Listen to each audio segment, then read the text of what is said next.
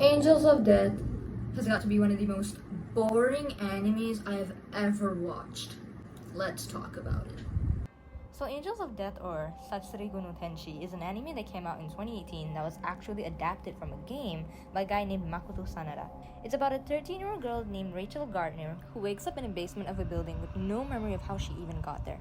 And as she tries to navigate the building and find a way out, she meets a tall, bandaged, scary crackhead. Okay, he's not actually a crackhead, he just looks like one. This character is Isaac Foster, but he goes by Zack. Mind you, this guy was carrying a giant scythe around like the ones you would see Grim Reapers have in movies. Isaac was an absolutely interesting yet mental character because not only was he also an antagonist in the beginning of the anime, but it was also because he just wanted to kill Rachel the whole time. And Rachel somehow managed to convince him to only kill her after they've both escaped the building together. Like, what the hell kind of deal-living is that? Throughout the anime, they grew closer and Zack gradually got protective over Rachel when they had to face the other antagonists, which was really weird in my opinion. They tried to find escape routes within the building, but on certain floors of the building, there were even more mental characters guarding the floors. There was a priest, a psychotic eye-obsessed doctor, a 12-year-old with this goofy mask, and a sadistic pink and yellow-haired lady who called herself the Punisher.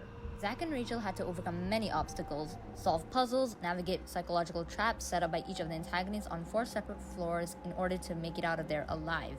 Spoiler alert, in the last episode, Zack and Rachel made it out alive out of the building. However, Rachel ended up in the hospital and Zack ended up in jail for all the crimes he's committed. Later that night, Zack appeared at Rachel's window wielding a new scythe.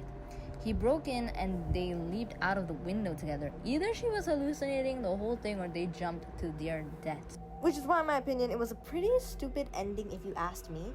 And one of the things I didn't like about this anime was the romantic insinuation between Zack and Rachel. Rachel's 13, and this guy was no younger than 18. Overall, I would rate this anime a 4 out of 10.